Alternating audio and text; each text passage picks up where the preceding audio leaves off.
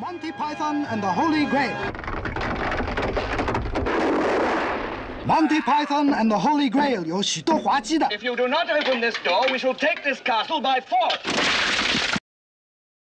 Hey, everybody! He's King Arthur. She's the witch. He's the knight that says, "Nee! I'm the Black Knight." Wait a minute! This is not Monty Python and the Search for the Holy Grail, but it is Vikings Report with Drew and Ted, and the Vikings are searching for the Holy Grail and a quarterback in the future.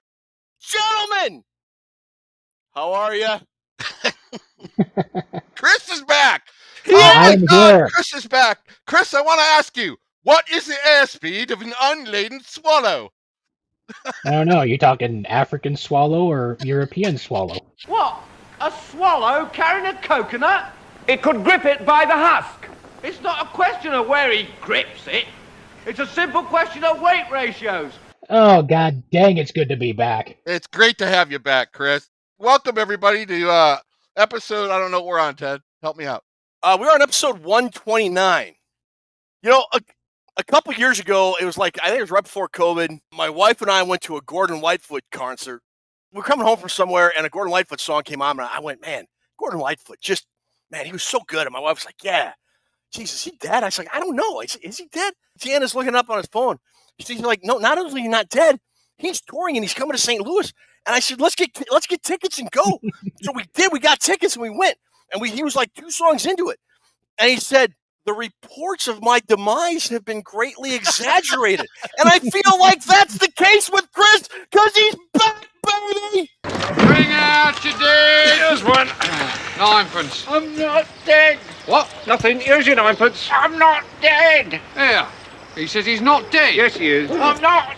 He isn't? Well, he will be soon. He's very ill. I'm getting better. No, you're not. You'll be stone dead in a moment. Oh, I can't take him like that. Hello, boys! I'm back!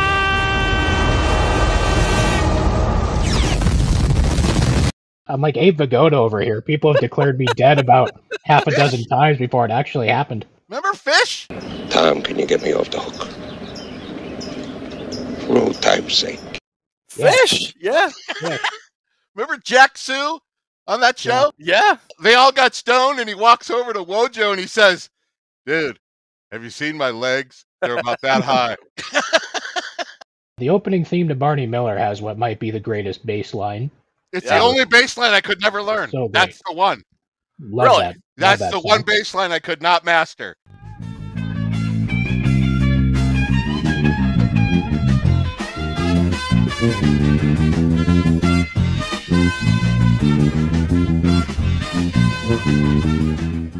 And people used to laugh at me, and then I'd tell other bass players, try to play it. And then an hour later, they go, dude, this is hard.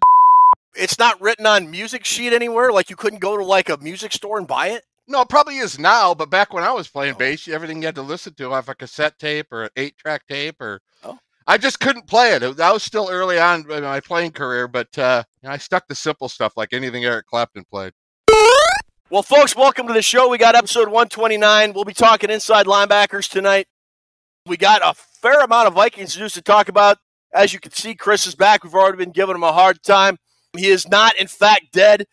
He does not, in fact, have to work. Well, whoop-de-doo, so he has time for us. Look at that. Yeah. Before we get going, though, hey, look, head on over to Purple Pain Forums. That's purplepainforums.com, our home for the show on the internet. Great community of fans talking a whole bunch of off-season stuff. Go check out Dan Chat's Draft Simulator. It's pretty cool. Pretty awesome stuff. Don't forget our live draft shows coming up the first night of the draft on Thursday, April 25th. The draft starts at, 7? Is it 7 p.m. Central Time? Gentlemen, I can't remember off the top of my head.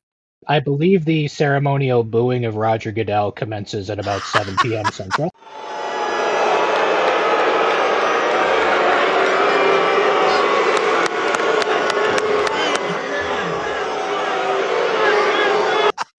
We'll be on sometime, maybe a half hour, 15. We'll let you know for sure, but we will be on live before that. We don't want to miss the ceremonial booing of Roger Goodell.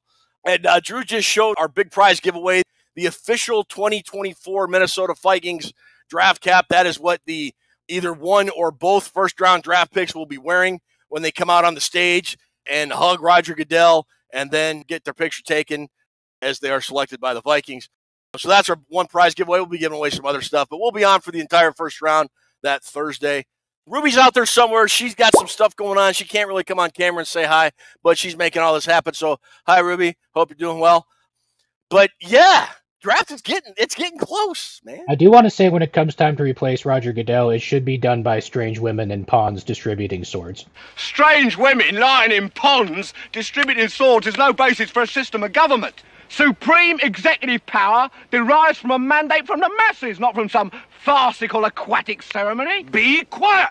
But you can't expect to wield supreme executive power just because some watery tart threw a sword at you. Shut up! But that would be the absolute best way of picking Roger Goodell's replacement at this point, I think. I'm being repressed! Come see the violence inherent in the system. I just watched that old documentary denial thing about the concussions and everything. Yeah. Roger Goodell was a dick. What a dick that guy was. And then he had to change his tune. He got called out. But the thing about that, Roger Goodell is paid to work for the owners. He's not an advocate for the players. Everybody seems to forget that. Ah, now we see the violence inherent in the system. Shut up! Oh, come and see the violence inherent in the system. Help, help, I'm being repressed. Like I said, we got a big show. We got some Vikings news. We got positional analysis. We are sadly not going to be able to do trivia because now apparently it's Ruby that has a real job. Now that Chris is back, Ruby's got the real job. But, you know, whatever. I better shut up or she's going to turn me into a newt. I'll go up better. God, that's such a great movie. Of all of the Monty Python movies, we talked about doing The Life of Brian, but we should have done that last week, you know, for Easter. But I don't want to go to hell. I mean, I'm like already like pretty close. It's like I'm riding the rail. Tonight we are going to feature linebackers, Ted, but, you know, shrubbery is my game. I want to be known as Drew the Shrubber. All right. We got to really get going. But, gentlemen, before we do that, Drew? Ted? Chris? What time is it? I'm cooler than you are. So why don't you fix your little problem and light this candle? He's right. Find a herring and light this candle. He sure is. Light this candle. What the hell was that? All right, I'm cooler than you are. Why don't you fix your little problems and light this candle? He's right. Let's light this candle. He surely is. Light the candle. Yes. Resume the countdown. We're missing a person here, folks. I mean, what the hell are we supposed to do? Oh, we know. We've been missing a person the last 4 shows. Yeah. Way to blame Ruby this week. Good job. Good effort, pal. Way to go. Way to deflect the blame. You're damn right. Can we just freaking resume the countdown already and get on with it? Let's resume the count. We got Vikings. What are the Vikings news? What do they got going this week, guys? Get on with it. So, look, almost all of the Vikings offseason news, now that the bulk of free agency is over, there really hasn't been any free agent signings or major transactions, and it's still focusing pretty much around the quarterback position, what the Vikings are going to do. Trade up? Are they going to stand pat? Are they going to trade down? The latest one, and this, I don't think anybody believes this, they're just going to roll with Sam Darnold in 2024 and pick a quarterback in 2025. First of all, raise your hand if you're mentally retarded and believe that rumor. No, don't like that. On second thoughts, let's not go to Camelot. It is a silly place. Is this an either or? Is this a trick question? What is your favorite color? Blue. No. Yeah, okay. So nobody believes that. Look, I'm not even convinced that Sam Darnold is going to start more than 4 or 5 games. I'm convinced that the Minnesota Vikings are going to draft a quarterback in this upcoming draft. I'm not sure if that guy is going to be the week 1 starter or not. I could go back and forth on that. Anyways, we are all in agreement that the Vikings are going to go get a guy in this draft, correct? We all agree that? Okay. I believe so. The consensus is it's going to be a trade up. Yes. Does anybody think they're either going to stand pat and hope a guy falls to them or trade down? No, I don't think they can afford to.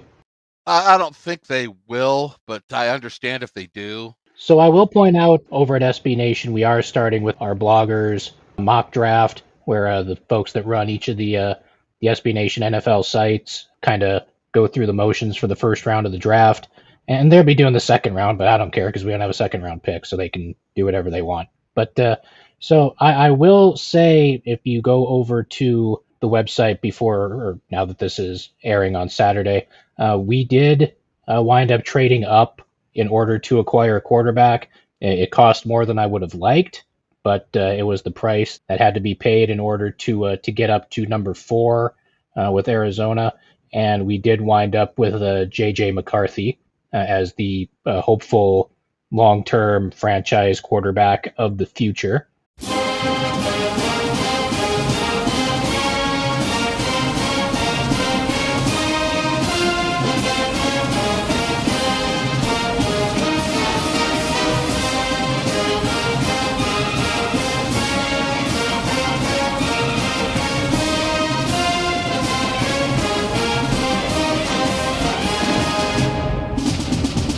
Man's game charges a man's price. Take that away from this, if nothing else. Tried trading up with Washington and New England, and even after increasing the amounts I was willing to give them, they were both happy with the quarterbacks they were going to wind up selecting at their picks.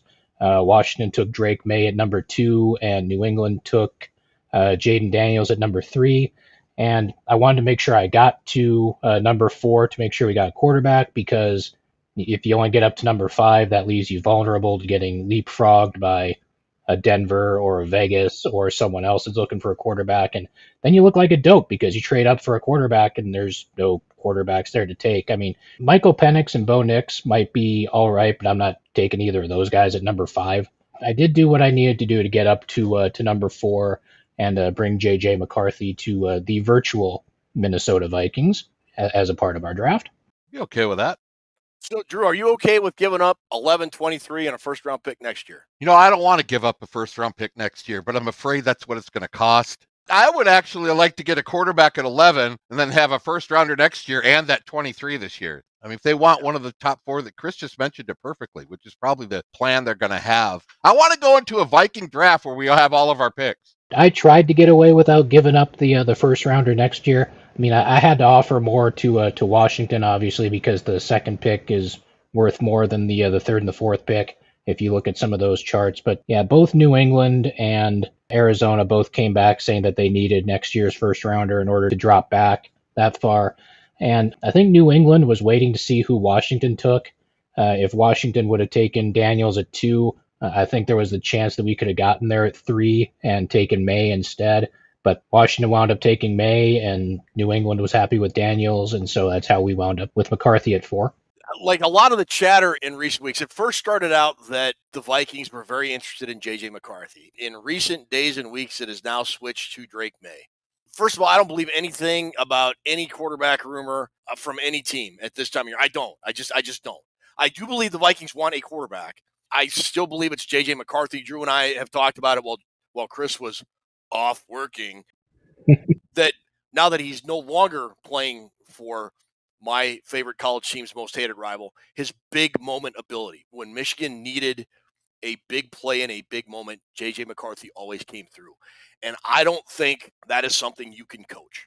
That is something that you can either do or you cannot do. And J.J. McCarthy came through time and time and time and time again, and I hated him to the very depths of my soul.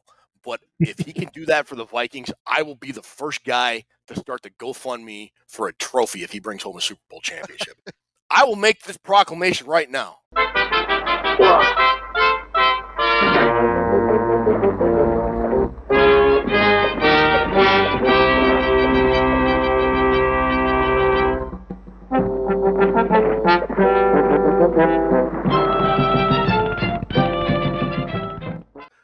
It's on camera.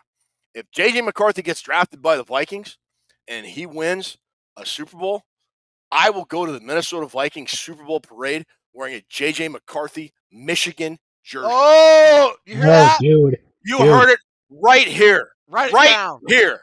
I think the thing a lot of people kind of hold against McCarthy is the fact that, we've talked about this before. Michigan was coached by Jim Harbaugh. Jim Harbaugh wants to run the ball 80 times a game, and because of the Michigan offensive line and the Michigan backfield, he could run the ball 80 times a game. And J.J. McCarthy, allegedly wasn't asked to do as much as some of these other quarterbacks are. But the fact that he was not asked to do these things does not mean that he is incapable of doing these things. And, a lot of the really smart football people have said on social media that if there is one potential landing spot for a rookie quarterback to immediately come in and be able to thrive, it's Minnesota, because they're loaded at the skill positions, and now they've got a solid running back in Aaron Jones, and that offensive line is going to continue to get better. So if he winds up in Minnesota, he is going to have a ton of talent around him. I know everyone says he had a ton of talent around him in Michigan, and he did.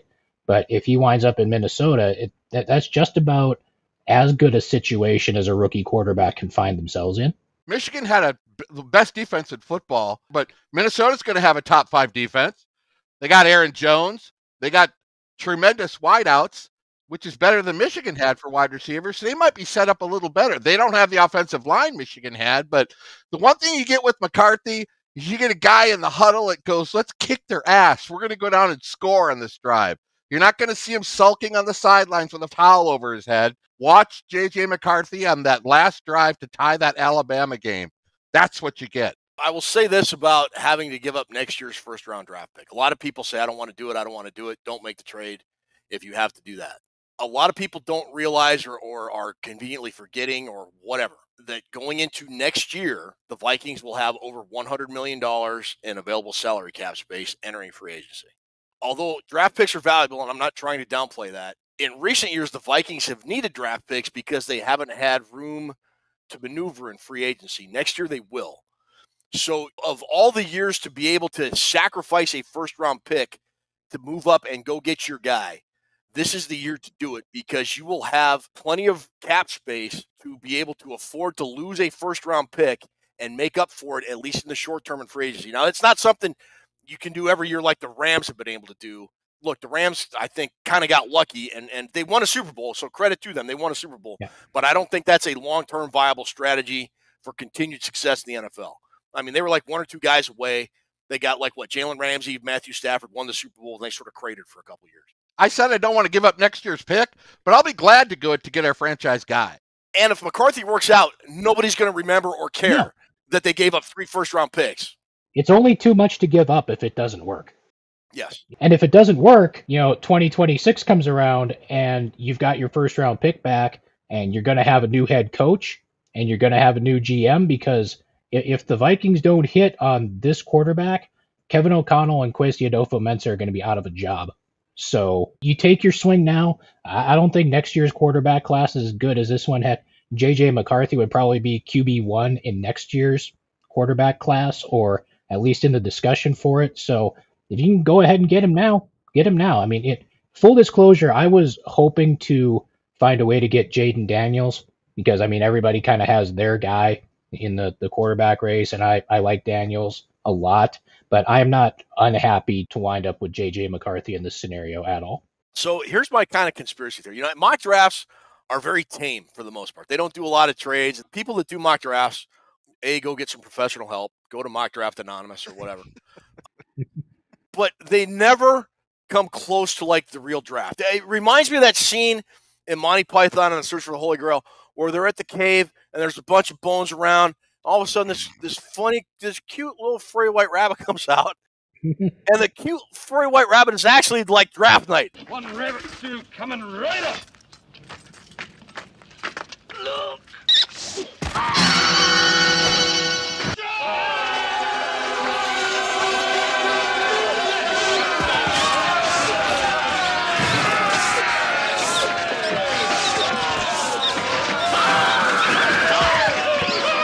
And then it attacks the throat, and then blood comes from Jesus Christ!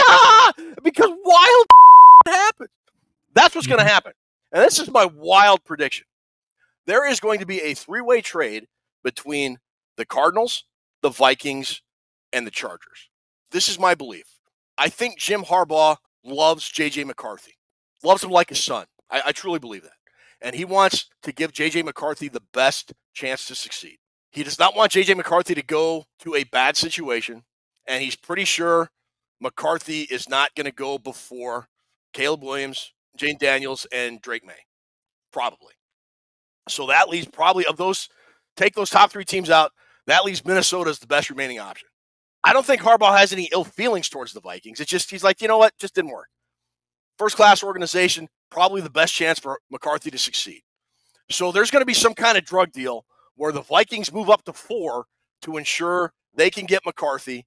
Then the Cardinals and the Chargers are going to do a deal where the Cardinals can move into 5 because they really want Marvin Harrison Jr. So they can get into 5. And then somehow the Chargers get to 11 to get the Vikings' original pick and a couple other early-round picks. So they'll only have a first-round pick, but they'll have a couple extra second-round picks, whatever. So they'll still have like 1 first-round pick and 2 or 3 second-round picks and maybe a couple picks next year. So they'll make out well. And Harbaugh, who loves O-line, can rebuild the O-line and protect Justin Herbert. That's my wild trade night, rabbit attack in the throat and blood spurting everywhere conspiracy theory. Where does Herbert end up in your wild conspiracy? He stays with the Chargers. I think Harbaugh would be dumb to trade Herbert. The cap implications, I think, make it almost prohibitive to try and trade. Yeah, I think someone said if the Chargers were to trade Justin Herbert, they would have to eat like over $100 million of dead cap hit. You can't trade Justin Herbert. They got to save money for the guy that's going to steal signs for him, too. Don't forget about that. That's true. That's a lot of scratch. I mean, you want to cheat and win a Super Bowl in the NFL, you're going to need a lot of sideline videotape, guys. Unless you're Sean Payton, then you just go out and try to freaking murder everyone on the opposing roster and see if you can get it done that way. And he did. I'm telling you, that's my conspiracy theory. I think they've already got something in the works. And if it plays out, I am going to retire and start a psychic hotline. That's what I'm going to do. I'm going to charge $100 and throw at people and make a lot of money. I know it's not on our notes, but can we just take a quick second and I can ask you about how come Justin Jefferson hasn't got his deal yet? I mean, it's no big deal to you? I'm not worried yet. Okay. No. Other quick thing that is not in our notes or anything like that, you will be shocked to learn that Stephon Diggs has worn out his welcome with yet another NFL franchise because he is now on his way to Houston. The guy could talk himself out of town, can he, Chris? He sure can. There will always be a soft spot for Stephon Diggs because of the Minneapolis Miracle, but, I mean, dude made it clear he didn't want to be in Minnesota, and then he made it clear he didn't want to be in Buffalo anymore, and now he's heading to Houston, and we'll see how things work out for him there. But the Vikings won that trade pretty convincingly now, I think. So I don't think there's any more questions about that anymore. And just another example of how folks who think trading up for a quarterback is a bad idea and will set the franchise back a decade, I mean, it's just silly. It's just a silly argument in this day and age. I have maintained, and I will always maintain in this era of free agency, the NFL is a year-to-year league. Right. 2 years ago, the Houston Texans were the laughing stock of the NFL. They were, 3-13-1, or 3 or 4 wins. You look at what they have now. They went and they got a quarterback in C.J. Stroud. They got Daniil Hunter this past offseason. Now they got Stephon Diggs. They got Diggs, they got Nico Collins, and they got Tank Dell. I would put that wide receiver group up against anybody. And then Stroud and Hunter, and they got a good running game. The Texans are going to be real next year. And conversely now, look at Buffalo. They got Josh Allen, and their wide receiver 1 right now, and I love the guy because he daggered Michigan in overtime in 2016 after the spot was good by J.T. Barrett, baby. Samuel cuts it back.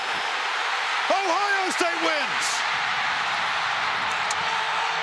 But Curtis Samuel is not a number 1 wide receiver in the NFL. He just isn't.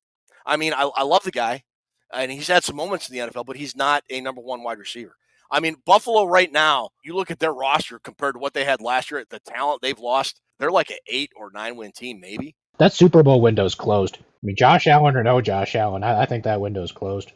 They had their chance and they pissed it away. When they open their new stadium, they're going to have Josh Allen, who will have a $85 million cap hit. They'll have $225 million in dead money, and they'll have 52 dudes that are like UFL quality players. That's what their team's going to be. I agree with that. I also like what we're doing with the Vikings when they're getting these guys, these free agents. None of them are really big break the bank guys. You know what I mean? $3 million a year or whatever. They're not doing any like Hainsworth. Remember that guy, that deal he got with the Redskins? They're not doing any deals like that. Do you remember like there was like a faction of the Vikings fan base, Drew, that thought there were like these puppet masters kind of pulling strings? This is fully Kwesi Adolfo-Mensa's team and Kevin O'Connell's team. They're doing it their own way. If they fall on their face, they're going to fall on their face their own way. The Vikings, instead of doing the same old, they've changed it around, and my God, take my hat off to them, man. It's not like that guy with no arms. What are you going to do, bleed on me? All right, we'll call it a draw. I like what they've done so far. At least they're trying to shake it up, and if they go get their quarterback, like you said, or Chris said, if it can work out. If it doesn't work out, it's their job. At least they're going to do it their own way. Yeah. Yep. So quarterback takes up 90% of the discussion with the Vikings in their draft. But they have other positions they need to address, Chris. If they trade both their first-round picks, they're not picking again until the fourth round. Mm-hmm. What other positions do you think or do you want them to address after the first round? If they come on the clock again, what position do you want them to target after quarterback? I want to echo something that Drew has said about the Vikings defense a bunch of times before, and that if they're going to run the sort of defense that Brian Flores wants to run, they need somebody that is going to go out in the middle of the defensive line at the nose tackle spot or whatever and just beat the crap out of people for 4 quarters, like a Vita Vea type, right? Just a huge ass kicking dude in the middle of the defensive line. I mean, I love Harrison Phillips. Harrison Phillips has done a hell of a job during his first couple of seasons in Minnesota, but he's not the prototypical nose tackle in the kind of 3-4 defense that Brian Flores wants to run. And I think if they're going to try to do something like that with their day 3 picks, they need a big dude in the middle of that defensive line to keep linebackers off of Blake Cashman and Ivan Pace, to at least try to get a little pressure on the quarterback from the interior, because that was one of the Vikings' biggest weaknesses this last year. I think that beyond quarterback, that is the one spot they need to address more so than anything else. Drew? That's it. Chris is back. Same thought. I'm right in there. I mean, I know Flores would love to have a guy like Sweat. When you look up the interior guys, Sweat and Byron Murphy for Texas, it's kind of hard to find any footage because nobody even tried to run on the middle. They're always going on the perimeter. So, I mean, I like both those guys, but I'm in 100% agreement with Chris. That's what I would like to address. What about you, Ted? You're both wrong. Ted wants a kicker. No, long snapper, linchpin to success in the NFL. No, you guys are right. But just to throw in another position group out there, I kind of want them to get a wide receiver. I'll put this out there. I don't think in the 4th round, like guys like Sweat and Chris Jenkins, your guy from Michigan, I think that kind of talent is going to be gone in the 4th round. Sure. I think you can find a wide receiver 3 in the 4th round. I don't think you can find a starting like 0 technique or 1 technique guy in the 4th round. Probably not. Which is why I would think wide receiver would probably be the best player available at that point. Right. Which is why I might lean that way. But here's a guy, and I'm not saying this because he's an Ohio State dude and I'm a Homer guy, but Cade Stover, Ohio State tight end. I love that kid. I say this because I'm not sure. If TJ Hawkinson's ahead of schedule, great. Then no, don't draft him. But if Hawkinson is going to have to go on the PUP list and is going to miss 8 weeks, I didn't really care for what Josh Oliver and Johnny Munt brought to the table after Hawkinson went out at the end of last season. The Vikings are going to need production at the tight end position, and I think tight end might be an option for the Vikings. And I think Stover might be available. He'd be a great player. If Blake Corum's around, I don't think he will be. I think Blake Corum will be long gone. I think he's a 3rd round guy. I'd love to see Blake Corum. I'd love an offensive guy just because I just think there will be better offensive players on the board in the 4th round, assuming that's where the Vikings pick, than defensive players at that point. The only reason Stover's going to be really a steal for some team, Ted, is because if he got the workload these other tight ends got, the Sanders guy at Texas or, the Alabama guy, Bowers, he would be right up there with them. I mean, I think so, yeah. Stover just didn't get the passes, guys. If he would have got the work, he would be probably one of the top tight ends, but he's not going to get picked that way because they look at stats and they look at everything. He didn't get used a lot. So whoever gets him is going to get used a lot. He's going to be a good player in the NFL. A running back is a possibility. You mentioned Blake Corum, Braylon Allen, guys like that. I think more than anything, what I'd like to see the Vikings do is, they have all these day 3 picks, 5th round, 6th round, 7th round, and you see a lot of teams do this on draft day. They're like, yeah, you got a veteran guy you want to get rid of? All right, we'll flip you a 6th round pick for him.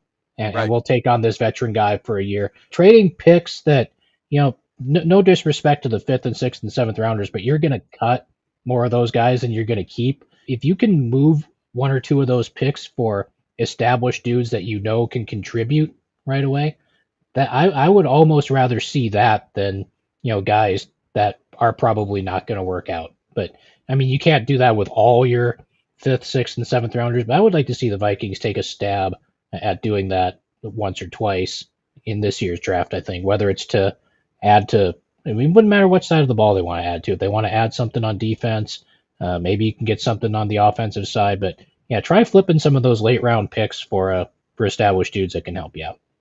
I would be willing to see that. I'm in agreement with that. All right, finally, offensive coordinator Wes Phillips is taking a 3-week break to Castle Anthrax, where they will do the spanking and the naughty talk. Hello.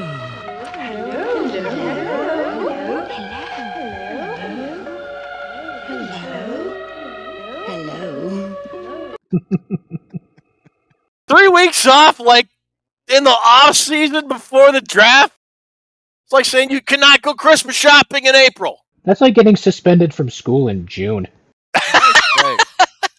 I'm sorry, you're not going to class for the next few. I wasn't going to class anyway. It doesn't matter. I think that guy gets in trouble more than Mackenzie Phillips. I mean, it's July. You will not shovel your driveway. You will not shovel the snow out of your driveway in July. Wes Phillips likes to drink, don't he? Well, I mean, I love to drink. Get him up there, boys, to Wes Phillips. Bill Brasky. All right, Wes. Bill Brasky. All righty. I think that about does it for Vikings news, boys. We are what less than 3 weeks from the draft now. Yeah. About 2.5 weeks. Anything else you want to talk about? Or are we good? I think we're good. We can get the linebackers. All right. So with that, it is now time for my favorite offseason segment that we do, our positional analysis. This week it's Inside Linebackers. Grayson, take it away.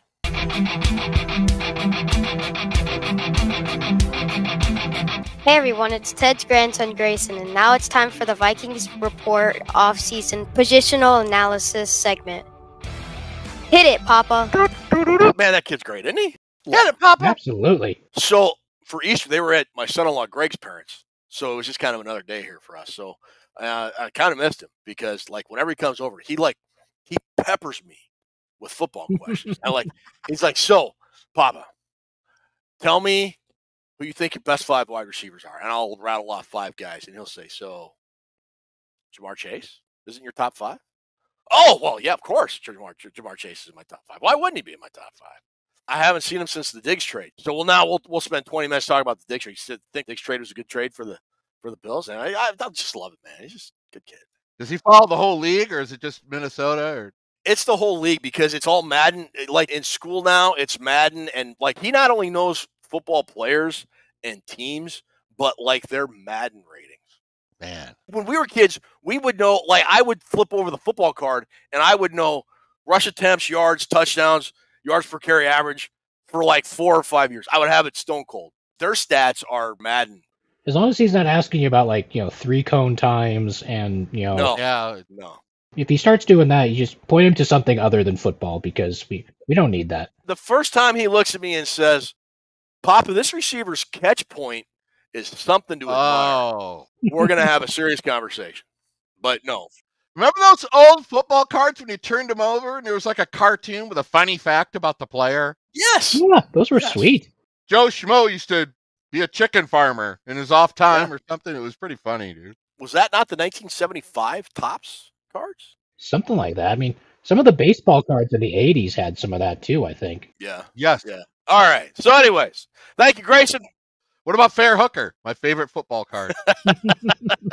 I like Booby Clark myself, old running back for the Bengals. He was a great player, Booby Clark. And Emerson Boozer. You don't forget about him. Yeah. All right. This week we're talking inside linebackers. As always, we look at the guys on the roster. We look at free agency. I kind of think they're pretty much done until the draft. And then we got Drew's big board. As we've kind of discussed, we sort of talked about it last week with the show. Last week was outside linebacker / edge. / defensive end. This week is just inside linebackers / middle linebackers. Currently on the roster, you've got Brian Asamoah, Abraham Lincoln Beauregard Beauplan.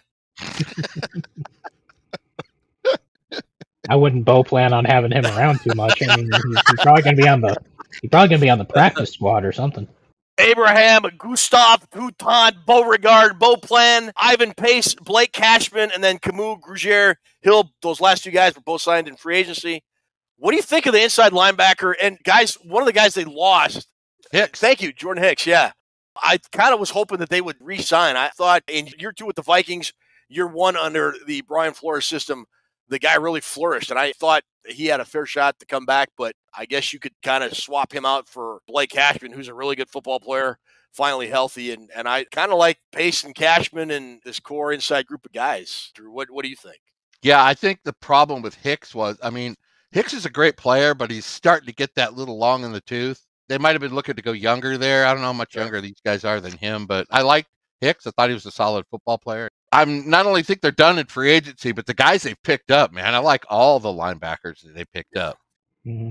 According to all these guys, I don't know about Beauregard. I think they're keeping all the guys on this very short list. For the 20 people that want to bitch about Lewis Seen, only 1 or 2 of them say Ivan Pace. So that was a great find by Kwesi Adolfo-Mensah. It was. You can't give him credit for Ivan Pace because he didn't draft him. So you can't count him as part of the draft class because he was an undrafted free agent. So that doesn't count.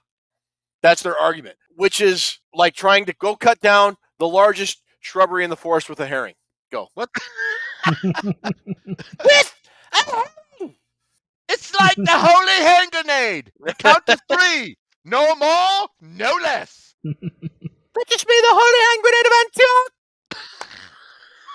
Antioch. Love that movie, dude. Chris, what do you think of the linebacker group? I think they're solid. I like Ivan Pace a lot, and now that Marcus Davenport is no longer taking up space on the Vikings roster, hopefully he can go back to his college number, which was the number 0. That would be kind of awesome to see. I know everyone that already bought a Pace jersey is going to be disappointed, but I mean, get over it, I guess. But yeah, Cashman and Pace should be a pretty solid duo in the middle. Asamoah, he's kind of running out of chances at this point. Yeah. I mean, this is his 3rd year. He's made a few plays here and there. I know he had a big strip and fumble recovery in one of the games in his rookie season. The Colts game. That's what it was. And but he's kind of running out of opportunities. He needs to show a little more. And unless Pace or Cashman gets injured or something, I don't know how much of an opportunity he's going to get. He may wind up just being a special teamer. But it's a pretty solid group, I think.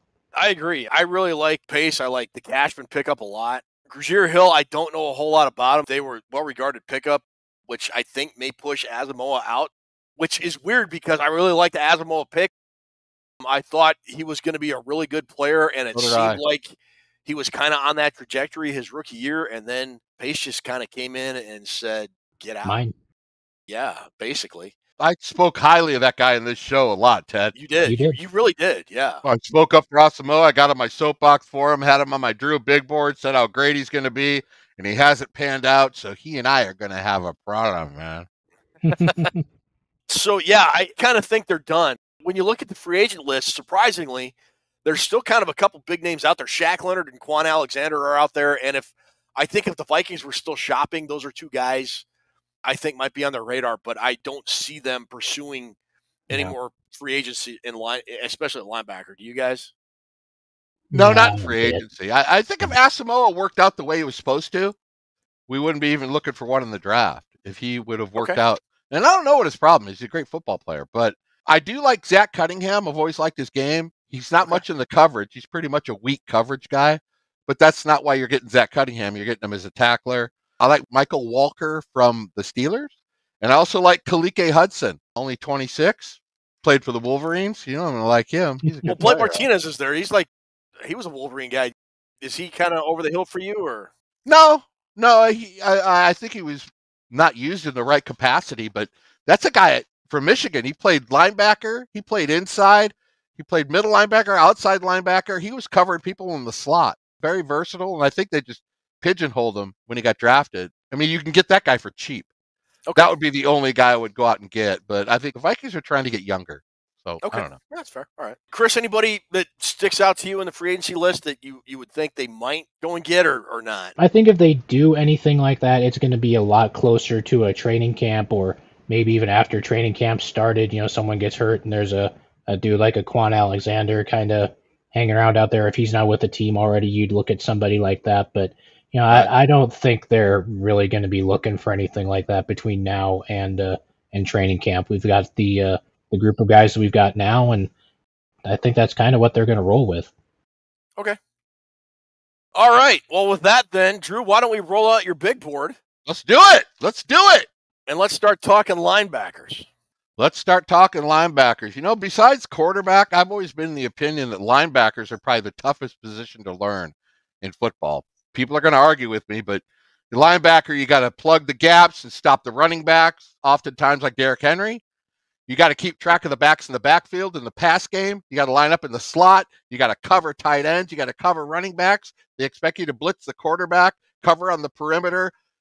And at the end of the day, a lot of times you're wearing the headset of being the captain of the defense. So I think besides quarterback and an NFL team and even college to a point, the linebacker is a tough position. So I'm going to throw that out there because I think it needs to be said. And there's a lot of guys that don't work out, and a lot of people are down on this draft class, guys, but I'm not. I think there's a lot of potential in this linebacker class. Let's go ahead and take a look at some of these guys. Okay. Who do we got? My number one, Edgerrin Cooper. I think he's going to be the first guy taken off the board. Peyton Wilson would probably be a good argument for that, but I have 4 grades on my linebackers, guys. I got tackling, kind of important for a linebacker, the pass rush skills, the run defense, and how good of a cover guy they are. And I don't usually factor in the numbers from the combine, but I do look at the bench press numbers and list that on my sheet because I think upper body strength and speed. If you can get a guy with speed, upper body strength, that as a solid tackler, you're getting a good product. I don't know if there's any Micah Parsons in here, probably not, but that's kind of what you're looking at in a linebacker. And a lot of these guys are on the slow end, and a lot of guys are developmental. But I like Cooper. I think he's the best. To me, he was the best linebacker I saw on tape. Very explosive player. Got that great instincts and diagnose the offense, Ted, which I like. He's a gamer. Now, I will tell you this. Cooper at the Combine and during some of the offseason stuff, some of the GMs interviewed him and said he was a total dick. So I don't know. Really? He's got a bad attitude or, really? I don't know if that's just a rumor started up somewhere, but he did not interview well with people. But he's going to go in the first or second, and I don't think we're going to have a pick or take that, so I'm not worried about that. Peyton Wilson might end up being the best linebacker in this group, but you got to look at the injuries in this guy. Both shoulders surgeries in college at NC State and 2 ACLs. Wow. Dang. But when you look at his game, when you watch this guy on tape, dude, it's so exciting. I got him as an A- tackler, good cover guy, fastest 40 time out of all the linebackers at 4.43. That is a good time for a linebacker. Like I mentioned, you got speed, you got tackling ability. I got him as an A- tackler. He's got good speed. I probably would take him because I'm not worried about the injury history. He did 19 bench reps, 3 interceptions, 6 passes defense. ACC Player of the Year. He won the Chuck Bednarik Award. He's an excellent blitzer, too. I like Peyton Wilson. I couldn't keep him any lower than 2. I got 3 guys on Viking Watch. We're going to go Cedric Gray from North Carolina. You got to watch this guy's tape, Ted. This guy's a brute. He's like Robert Newhouse. Remember him from the Cowboys? From the Cowboys, yeah. That body build? Does he wear a neck roll? Does he wear a neck roll like Newhouse wore? But he had like a body that was formed in outer space or something. It was really weird looking.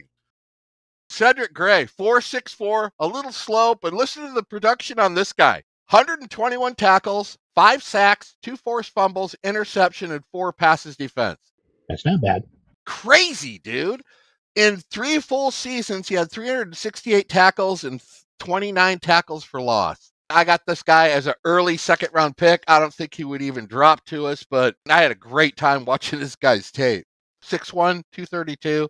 I don't really worry about the size of linebackers anymore because I see a lot of smaller guys working out. Eddie McDaniel, remember him? He was what, 5'11"? Something like that, yeah. I don't really have anything on my negative side of the numbers for this guy. He's not a good cover guy, but I got him on Viking Watch anyway because he makes such splash plays, and I got him as a solid tackler for the perimeter stuff. I think teams are going to start running around the perimeter on us. We got Jeremiah Trotter on here, Junior Colson. Junior Colson was my second top tackler out of the 15. I gave him an A+. Junior Colson, here's the thing about Junior Colson, Michigan, so I watch him so much. He's not flashy. He's not a big splash player, Ted, but he's a guy that's always going to be in position. Great experience, 43 games. Only missed 5 tackles in 2023, which is good for an inside linebacker. A lot of these linebackers like to get out in edge, out in space and tackle people. Junior Colson's a guy that likes to go in the middle. He likes to tackle in the A and B gap. He likes that. And a lot of his stuff at Michigan was Chris Jenkins. Chris Jenkins would eat up the tacklers, and Colson would come in the middle. He loves playing in the middle. He loves that gritty stuff in the middle. I think Colson's going to be a fantastic player for somebody. Pretty much B score on everything. Coverage, run D. Pass rush, he's a little weak on, but you're not really worried about getting a linebacker for pass rushing.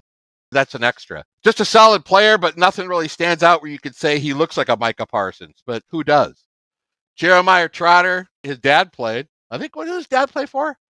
Philadelphia. Wish I could have made him higher. I mean, some people have him higher, but I didn't like his tackling. In 2022, in 14 games, he had 12 missed tackles. In less games in 2023, he had 15. So he had 3 more in 2 less games. But he's the most experienced linebacker in my top 15. He's a guy that you could play there week 1 and not have to worry about teaching him. Scheme friendly, I guess they call it. I think he needs to work on his tackling a little bit more. 21 bench press. And this is a guy I'm really excited about because I think if he lands past the 3rd, I think we could get him. That's Nathaniel Watson from Mississippi State, Ted. Now, I know he's slow, 4.63. I know that. But get this. Out of all the guys I looked at, not only my top 15, but my top 45 of all the linebackers I looked at, he was the best tackler that I found in this draft. A++ tackler and a B run stopper. He's big splash plays on tape. 137 tackles, guys, and 10 sacks. Dang. I had to put the Viking watch on him because I think Nathaniel Watson is going to be very, very good. He's a linebacker Flores could get and just turn him into what Asamoah was supposed to be, maybe. Doesn't miss a lot of tackles, solid player, seems smart. I got him the Viking watch. Where's my last player on Viking watch? Who do I got? I got Tommy Eichenberg is my last Viking watch player. Yes, he is, Ted. And I know I'm going to turn the mic over to you here because you played for your boys at Ohio State. But the thing I like about Eichenberg is not only his numbers with 80 tackles, half of his tackles were solo. 80 tackles, 40 solo, which is a real good reading. I got him as a B+ tackler, a C pass rusher because he didn't really rush the passer a lot, but I got him as a B run defender and a C cover guy, 25 bench press, which was very impressive. If you're up at 25 to 30, you're in an A grade for the bench press. Only missed 8 tackles in 2023. And I think Eichenberg fits into what we want to do. In the 3-4, your edge guys, your 2 pass rusher guys, or your athletic guys, your inside guys could be a little bit more unathletic or bigger, maybe bigger guys. That I think Eichenberg reminds me of Jack Campbell. They look the same on tape to me, Ted. The Iowa guy that Detroit stole from everybody. And I just watch his game, and I love it. 36 games he played at Ohio State. Played for this great St. Ignatius High School. Same school as Chris Hovan played for at high school. I think Tommy Eichenberg was born in the wrong era. If this was the mid-1970s, Tommy Eichenberg would be the perfect middle linebacker in the NFL. He's a guy that can diagnose a run play and get to where the ball carrier's going between the tackles, I think, as good as anybody in college football. He can get to the point of attack and meet the ball carrier for minimal to no gain or a loss as good as anybody. He's not much going sideline to sideline. I was going to say, Tommy Eichenberg's weakness is pass coverage or going laterally. You remember when Ohio State played the national championship against Alabama and they tried to put tough Borland on Devontae Smith? I do remember that. That's what do you have, 500 yards receiving, Devontae Smith? Yeah, in the first 5 minutes of the game, yeah. But you bring up a very good point. Eichenberg on first and second down on, fairly obvious run situations would be a great guy to have on your defense. But is that a guy you want to spend an early round pick on? I don't know. I'm not sure. I love Tommy Eichenberg. If the Vikings draft him, I'd love it. If he gets to the 4th round, if he falls to the 4th, I'd take him. But see, I'm not sure if linebacker in 4th round is what the Vikings need most. No, that's true. I don't know. If he's the best player available on the Vikings board, then yeah, you take him. Sure, he'd be a good player. But does Eichenberg beat out Ivan Pace? No. Does he beat out Blake Cashman? No. Does he beat out Asamoah? Yeah, he could. Does he beat out Abraham, Gustav, Tutan, Beauregard, Beauplan? Maybe, I don't know. If he doesn't, then he's a bust. Like I said, he reminds me, he's like kind of a poor man's Chad Greenway, and he reminds me a lot of Jeff Seaman, the Vikings' great middle linebacker from the 1970s. I think Jeff Seaman would struggle a lot in today's game. I think that one of the reasons he's probably a 3rd, 4th, or later guy is because Ohio State's defense was so bad in 2021 and 2020. I mean, until Jim Knowles got there, they were just giving up big play after big play after big play. Then it took Knowles a couple of years to kind of square that away, and he still didn't against Michigan because. Shut up, Jim. Yeah, we don't want to get into that, do we? No, we don't. So move on. Throw a couple more names out there.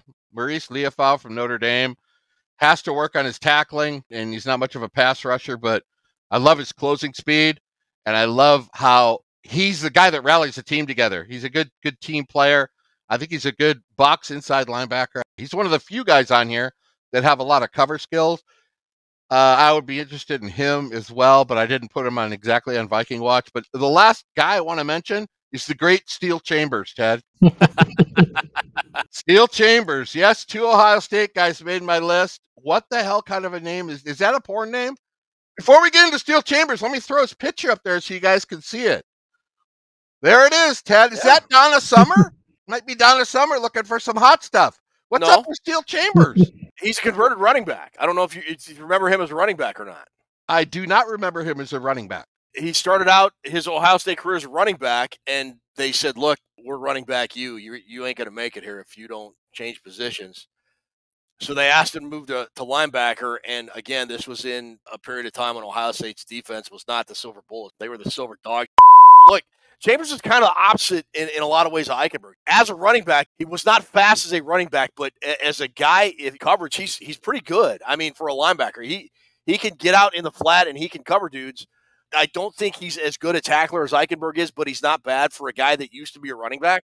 Yeah, he can cover in the short zone, but you're not going to get out in a foot race with him. You don't want to put him on Devontae Smith in a national championship game either. Don't get me wrong. You can put him on a tight end on medium routes. You can put him on a back. You can expect him to win a fair amount of his one-on-one matchups. You hear the term rangy with linebackers. That guy is rangy. Yeah. And he's a good cover guy, 83 tackles. He doesn't get all clogged up on the blocker. I liked his tape, Steel Chambers. I did. He's around the ball a lot, and he doesn't miss a lot of tackles. And he's, for a guy that's only been playing the position a few years at a major college level, he's got a lot of good instincts of how to play the position and to get to where the ball is. So he's got that going for him. I just think one of the reasons he's kind of down on your board, which I kind of agree with, he just hasn't played the position very long, and he's not a big guy. He's, 240 pounds, maybe? 235? What do I got him at? What do I got that guy at? 226, 6'1", 226. Okay, 226. All right. To put it in a nutshell, as we finish it up here with the linebackers, if inside linebacker, a majority of these guys on the list, be easier to name the guys who aren't really, and that would be Wallace. I got him as an outside linebacker. The best cover linebacker I have on my board is James Williams from Miami of Florida. Great player. Like I said, there's no real Micah Parsons or Chad Greenway's in here, but there's a lot of guys you could work with. I like all the positions we've covered, Ted. I think it's talent. This is a talented draft. Those are my guys. Viking Watch, again, Cedric Gray, Watson, and Eichenberg, who I have on Viking list. And that'll do it for me in linebackers. All right. Very nice. Any questions about anything, Chris? No, I'm just glad that we talked about Steel Chambers all that time without a Maryland Chambers reference. Behind the green door. Oh, behind that green door. Absolutely. We are going old school. Like I said, I don't know a lot of these college guys the way that you guys do. I don't pay as much attention to college football as you guys do. So this is really educational for me every week. I appreciate the work that Drew puts into this and helping to inform us, even if this isn't a position of huge need for the Vikings, it's still nice to kind of have an idea, because we're probably going to be playing against at least a few of these guys at some point down the track. So yeah, it's always nice to get these kind of segments in here. Besides wide receivers, for me, it's the best tape to look at, because when you watch a guy on tape, linebackers, there's a drastic difference of guys that get washed out in the line. You can tell looking at linebacker tape who's going to almost make it by visually seeing how they diagnose a play, how they, everything. It's just fun tape to watch. It's for me, I like watching linebacker tape. I just want to say every week, I can't get enough of this talk. It's insatiable to me. Oh! Hi-yo! Steel Chambers on his way to the Vikings, Ted. All right. You set it up, and Ted comes in and spikes it through. That's there you go. All right, look, so that'll pretty much wrap up the show for tonight. We can't get any trivia because if Chris isn't working, Ruby is. If Ruby isn't working, Chris is. I mean, look, the only two degenerates on this show consistently are Drew and I. So, like, whatever. Well, I mean, the show is named after you guys. So. Oh no, we added you to the marquee, pal, and then you just yeah. All right. So, anyways, look, that'll pretty much put a bow on episode 129, folks. Thanks so much for joining us. Don't forget, we got the live draft show coming up April 25th through next week for the positional analysis. It's what, cornerback? Cornerback. Yeah, cornerback, and then safety, and then we're done, right? Yeah! We're down to the last two positions. Corner, safety, bam! We're on to the draft. And then Drew's positional Kama Sutra for the offseason is done. It's over! And then we're up to the live draft show. Which is going to be awesome. Yeah, it's going to be fun. We're so 25th. We are. I love doing this show with you guys. I mean, I'll be honest. I check out other podcasts, and by 5 minutes into it, I'm sometimes going. Well, yeah, that's because it's like 11:30 at night and you drank a case of Coors Light throughout the day. Well, I don't want to hear about just when he runs to the right on grass, he's got a 3.2 average, and he has a 1.2 chin. We're at the 3-cone combo, and then we look at the catch point. You follow time that by the high jump. Then we get to his long jump numbers. There's a tad off from this last guy. We don't know what he's going to be. Well, let's look and see how much sand he has in his pants, Jim. Well, let's do that. Can he play or can he play? That's what we talk about in Vikings Report. And you know what? I got some mail from Chop Robinson. He sent me some stuff on email. You liars, stop it. He said, I am going to beat your ass. That's what he said. You're ripping on my tackling skills. You want to see a tackler? You want it? That's what he said. Come out, Drew. Come out, feel beaten. It's going to be like that episode of, was it Jackass, where Jared Allen damn near killed Tommy Knox or Johnny Knoxville. Johnny Knoxville. That hurts just to watch. I mean, oh, Jesus. God, yeah. All right, look. You guys are the best. Folks, like the show, subscribe, hit the bell. We got just a couple more episodes before we hit the live draft show on Thursday the 25th. More as we get closer to the show on the time and the prizes and all that stuff when we go to air. All three of us will be there. Ruby will be in the background. We'll be giving away prizes, all that cool stuff. For me, I'll try to do better the next time. Chris, say goodnight. Drew, take us home. Good night, folks. It's damn good to be back. I'm not gonna lie. This is great. I enjoy the hell out of this. And the live draft show, we had to give it a miss last year, unfortunately, because of various circumstances. But we're gonna have a hell of a lot of fun with it this year. I think. I don't even know if we're doing a night 2. I mean, the Vikings don't have a second or third round pick, but whatever we end up doing, it's going to be a hell of a lot of fun between us and the listeners, readers, viewers, whoever they are, and yeah, it's going to be great either way. We'll make the call on night 2 before we go off the air on night 1. If the Vikings end up with a second or third round pick at the end of night 1, we'll come on the air for the second round pick or the third round pick. We'll either come on the air for the second round or the third round, or both if they have a pick in that round. If not, we're not going to be on for night 2. No. But right now, as it stands, if they have to trade out and they're not picking until the fourth round, we're not going to be on the air for night 2. But we'll let you know by the time we go off the air at the end of the first round. I fought in your face in your general direction. Your mother was a hamster, and your father smelled like elderberries. That's it. We're dumb, and we are done. Say goodnight, Chris Gates. Good night, Chris Gates. Say goodnight, Ted. Good night, Ted. Python!